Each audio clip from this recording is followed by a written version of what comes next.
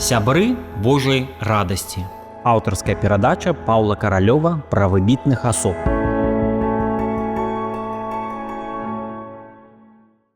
Хвала Христу!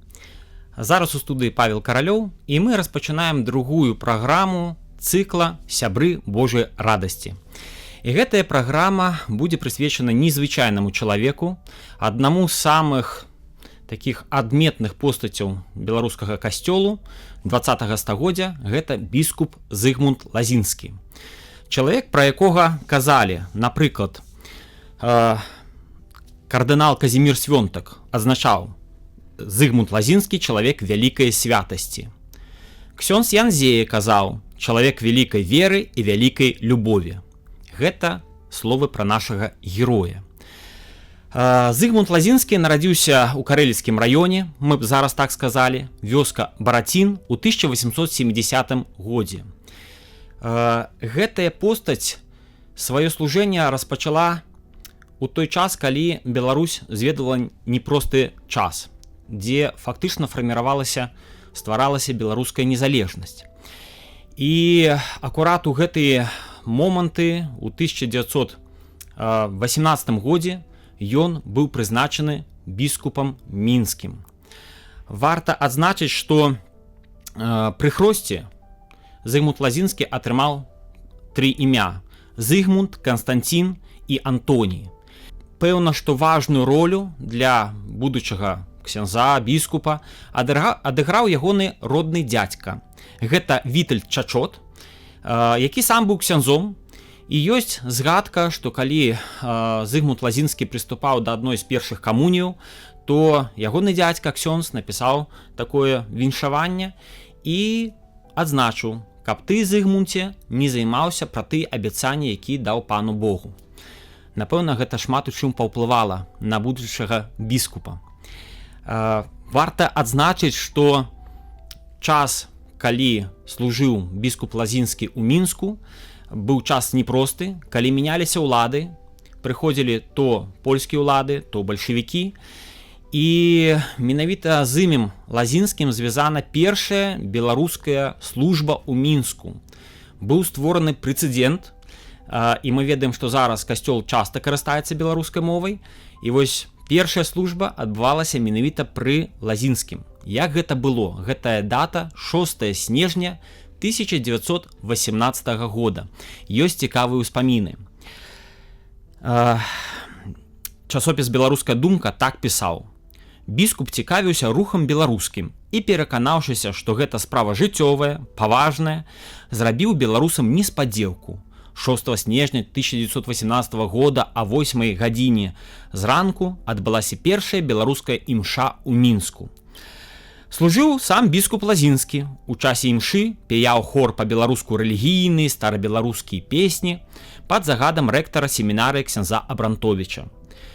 Бабы, польскія дэвоткі прабавалі заглушыць хор польскімі песнямі, але гэта ім не ўдалося. У канцы імшы сам біскуп Лазінскі прачытаў па-беларуску Евангелле і на тэму з Евангелля сказаў казання горача, ад сэрца і добра па-беларуску. Цэлая імша і казанне ухапілі за душу не толькі беларусаў каталікоў, але і беларусаў праваслаўных. Усе мелі слёзы на вачах. Вельмі мілыя ўспаміны пра першую беларускую службу імшу, якую правёў менавіта Лазінскі.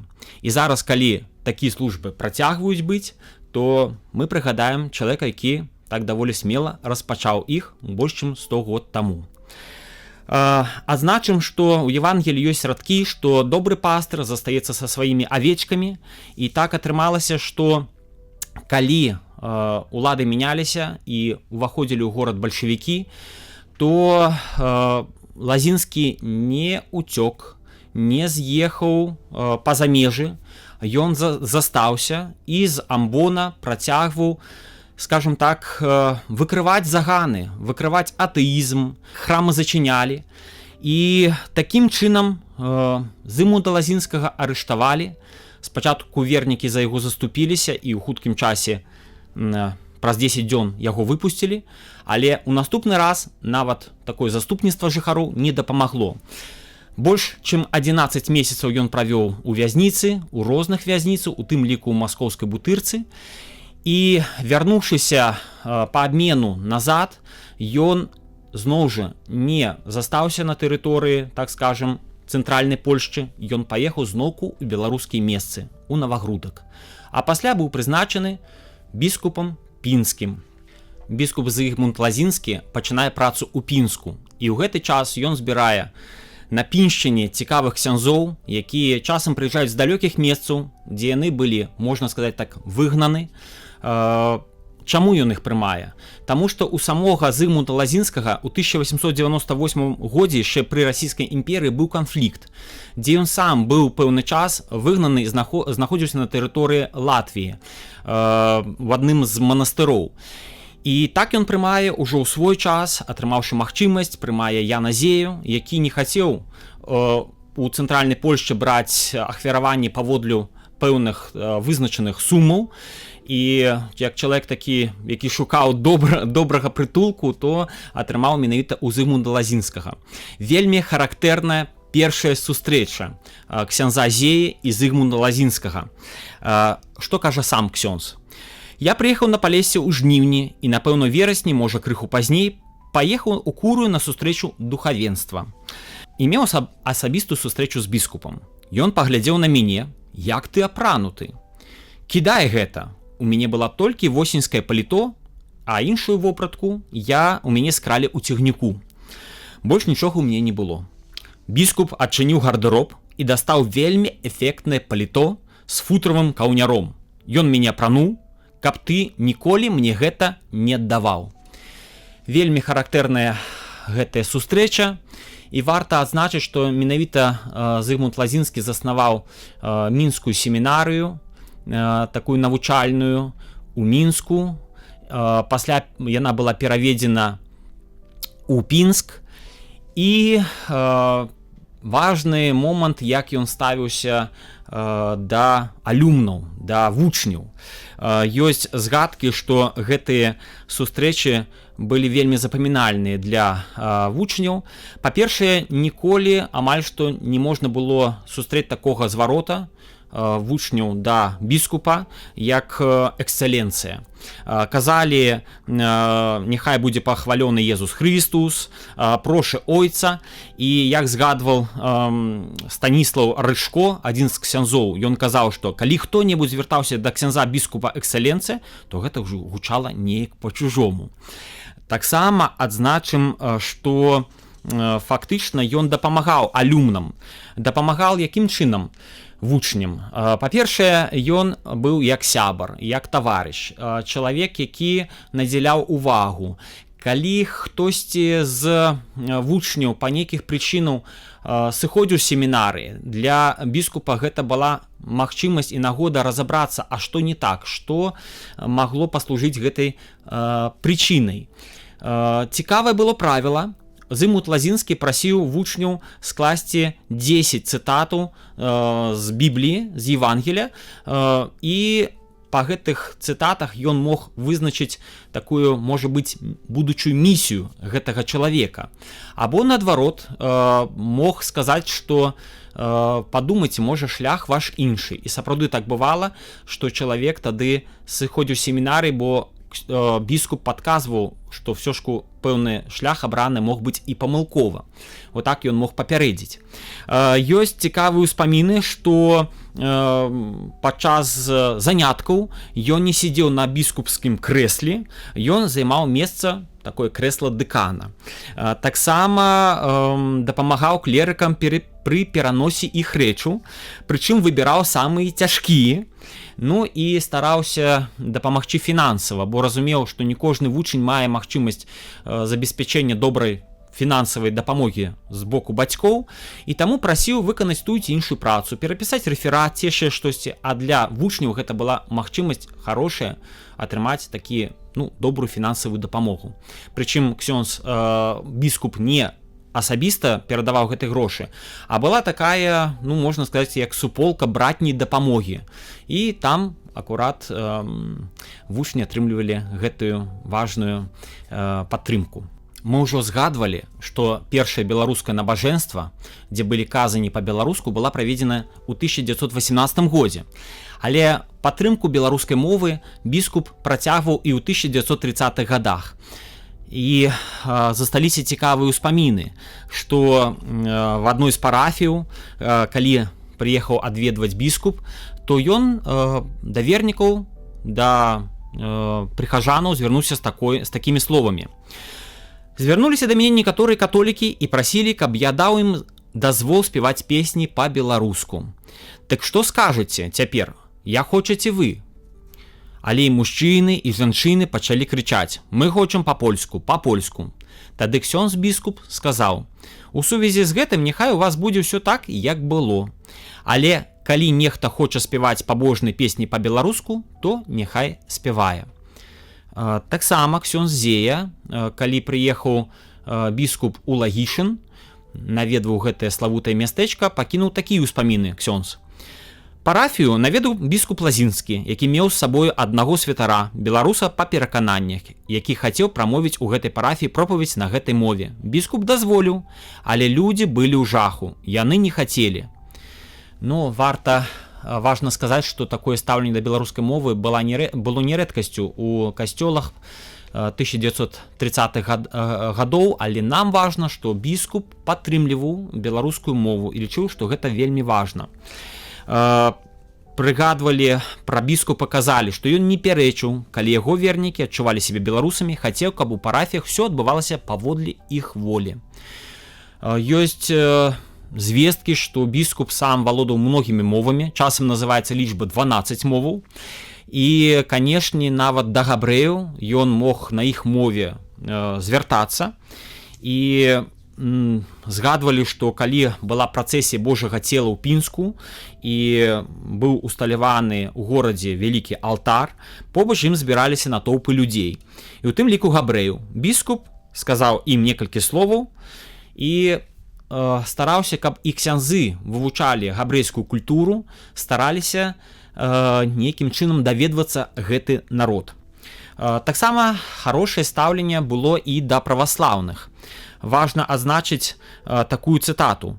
Ксёндз Станіслаў Рыжко кажа: характар Лазінскі меў не столькі суседскі, колькі айцоўскі, выхаваўчы, напоўнены вялікім клопатам пра іх, кожнага, хто і лацінскага, так і ўсходняга абраду, яны былі для ксяндза біскупа скарбам.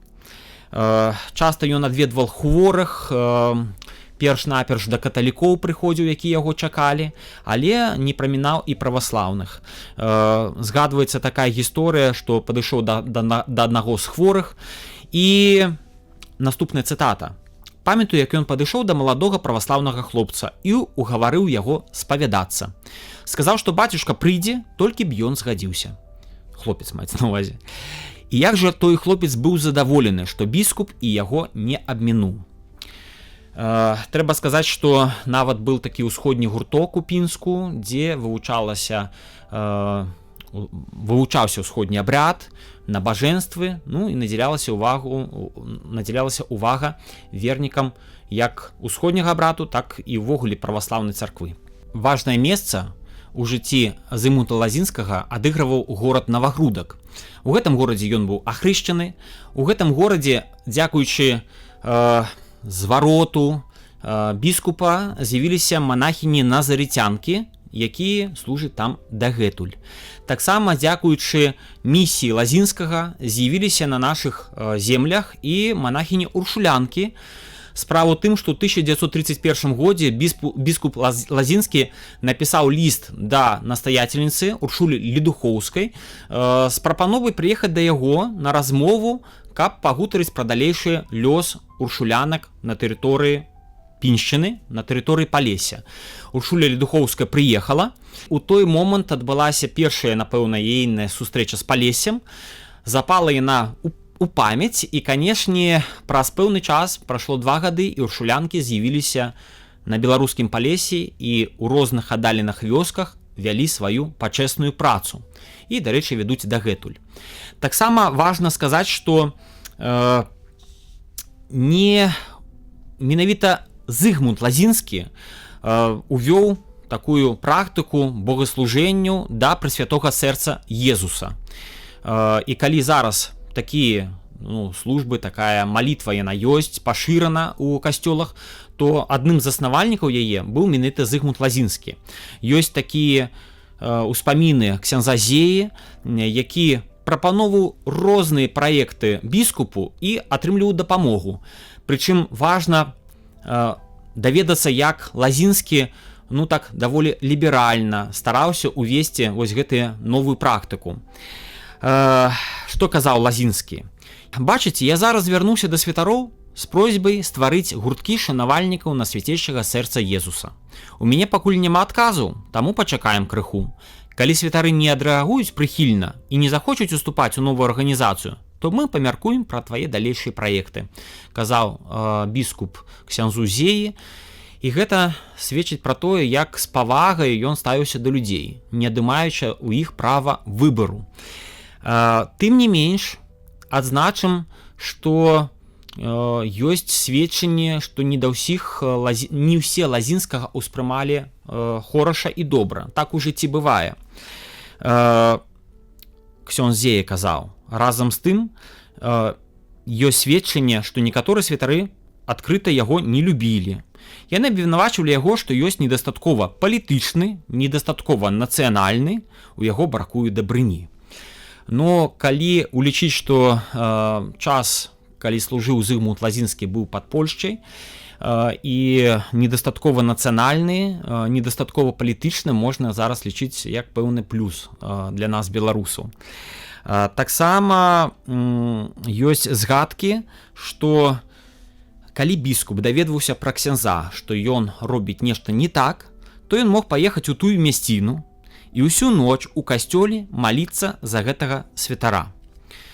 Пра біскупа згадвалі, што ён ставіў вялікія патрабаванні да святароў.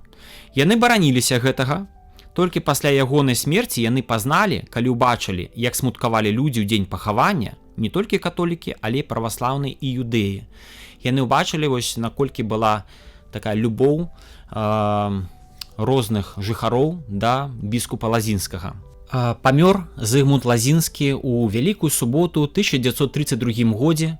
Нават сама дата, вось гэтыя святыя дні перад Вялікаднем кажуць пра тое, што не выпадкова, што дайшоў у гэтыя такія самыя важныя дні для хрысціянаў.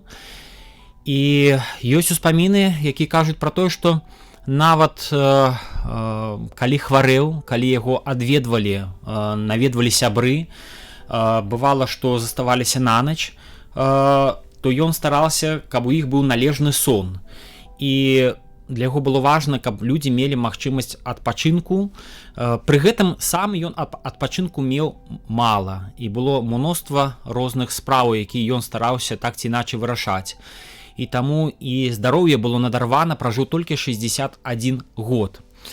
Пахаваны ён быў у крыпце пінскага катэдральнага касцёла, і паводле волі памерлага не было падчас вось гэтых урачыстасцяў, так скажем, вось розных такіх пахавання, не было катафалка, бо хавалі яго як звычайнага манаха.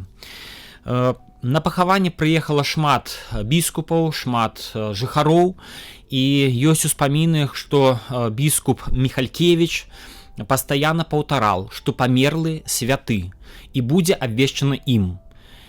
Па ўспамінах, калі хтосьці устрымліваў яго, то біскуп Міхалькевіч гаварыў: калі не ён, то хто з нашых біскупаў можа быць святым? Важна сказаць, што ў 1950-х годах пачаўся працэс беатыфікацыі, далучэння да ліку святых біскупа Лазінскага.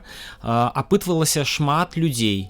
Гэта было 5 біскупаў, 25 святароў, 13 монахіняў, десяткі мірянаў, прычым як каталікі, так і праваслаўныя. Цікавае сведчанне пакінуў ксёндз Зея пра Зыгмунда Лазінскага. Лазінскі філасофска, тэалагічна і біблейна адукаваны, чалавек вялікай любові да людзей, дух служэння і самаадданасці. Ён змог тады зняць вопратку, як я казаў, і аддаць мне. Яго міласэрнасць да іншых была незвычайная. Я даў сваё сведчанне ў працэсе яго беатыфікацыі. Усё, што я бачыў у яго, якім ён быў. Сапраўдны чалавек вялікай веры і вялікай любові. Ён любіў кожнага чалавека, праваслаўных, юдэяў і ўсіх астатніх. Трэба сказаць, што працэс беатыфікацыі яшчэ не завершаны. У 1993 годзе Ян Павел II, папа рымскі, за заслугі біскупа Лазінскага абвесціў яго, што ён слуга Божы. Але все ж мы спадзяемся, што біскуп Лазінскі будзе праслаўлены ў ліку святых. Таму, калі у вас ёсць нейкія сведчанні, як дапамагае, заступніцтва просіць у Бога Зыгмунд Лазінскі, то паведамляйце, кажыце. Важнае такое сведчанне пакінуў кардынал Казімір Свёнтак, як Лазінскі адыграў у ягоным выбары, што ён стаў святаром.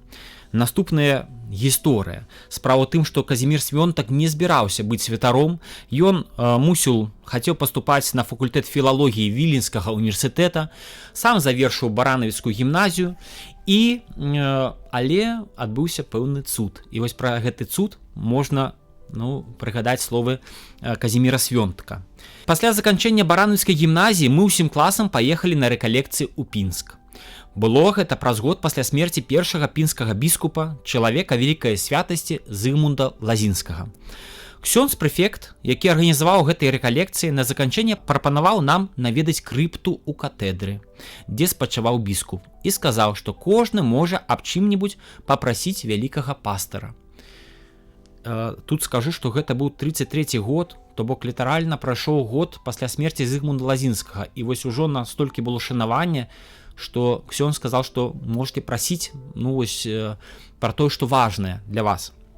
Далей Казімір Свёнтак што кажа. Труна была замуравана, але заставалася адтуліна, праз якую можна было да яе дакрануцца. Калі падышла мая чарга, я датыкнуўся рукой да вельмі халоднай труны і сабраўся выходзіць. Але ў апошні момант штосьці мяне затрымала. Як бы стала неёмка за маю такую паспешнасць. Я вярнуўся, загаварыў «Ойче наш» і зноў дакрануўся да труны. Цяпер яна ўжо не здалася такой халоднай. «Біскупе Лазінскі», — сказаў я, — «маю да цябе дзве просьбы. Каб я праз усё жыццё быў верным слугою Хрыста, зразумела, як чалавек свецкі, але адданы Богу, і каб моя мама жыла як мага даўжэй». Аказалася, Казімір Свёнтак працягвае, што абедзве тыя просьбы біскуп Лазінскі выслухаў. Мая маці пражыла 91 год, праўда, наконт другой ён вырашыў па-свойму. Калі хочаш быць слугою Божым, павінен быць святаром. І хоць я ніколі да таго часу не думаў пра святарскае пакліканне і не прасіў аб гэтым, аднак, выйшаўшы з падзямелля пінскай катэдры, быў упэўнены, што стану ксяндзом. Я і сёння не магу да канца зразумець таго пералому, які адбыўся са мной, казаў Казімір Свёнтак. Важна, што гэтая змена адбылася літаральна ў тыя хвіліны. Чалавек, які ішоў да пахавання Зыгмунда Лазінскага, не было яшчэ думкі стаць святаром, а вяртаўшыся з крыпты, ён ужо гэта адчуў. Што гэта, калі не такі цуд? Важна яшчэ адзначыць тое, што Зыгмунд Лазінскі стараўся апекавацца тым чалавекам, сваім дзядзькам, Вітальдам Чачотам, які прывёў яго, можна сказаць, да веры. І ёсць такія згадкі, што ў семінарыі, дзе выкладаў біскуп, то там жа жыў дзядзька біскупа, які ўжо на той час быў сляпым. І ёсць згадкі ксяндзоў і семінарыстаў, што мы хадзілі да яго па чарзе, каб што-небудзь пачытаць яму. Гэта была адно з такіх формаў выхавання для спецыялізаванага душпастарства. Вядома, так званае пасмяротнае пасланне Зыгмунда Лазінскага, якое ён склаў незадоўга, скажам, да сваёй смерці. Яно ўжо зараз больш шырока вядома, важна прыгадаць ягоныя радкі. «Дзеці мае, маё заданне весці вас у неба. Вельмі слаба служыў я вам, ні словам, ні прыкладам не ўмеў я быць правадыром, якім трэба было быць, даруйце мне мае правіны. Але я так моцна любіў вас і так прагнуў аддаць за вас жыццё. Я заўсёды прасіў пана Езуса, каб паслаў мне шмат цярпення за вас, каб пакутамі выслужыць касцёлу тое, чаго не магла здабыць для яго мая мізэрная праца. Ён яшчэ казаў важныя радочкі.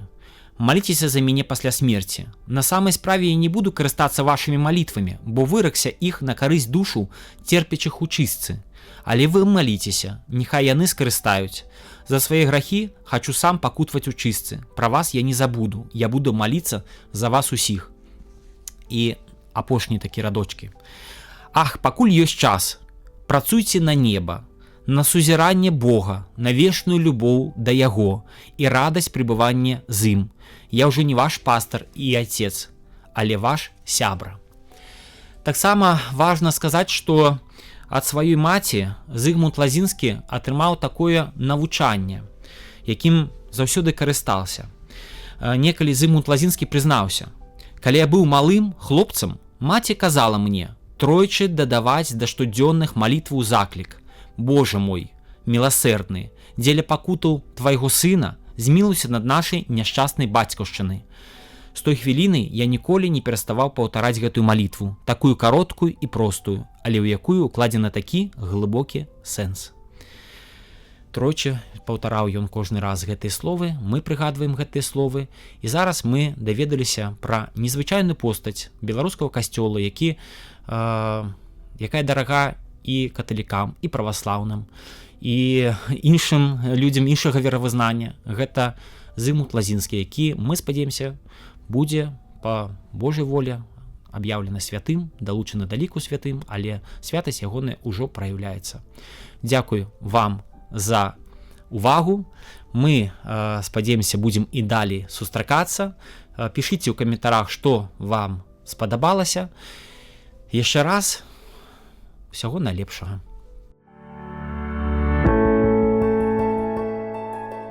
Сябры Божай радасці. Аўтарская перадача Паўла Каралёва пра выбітных асоб.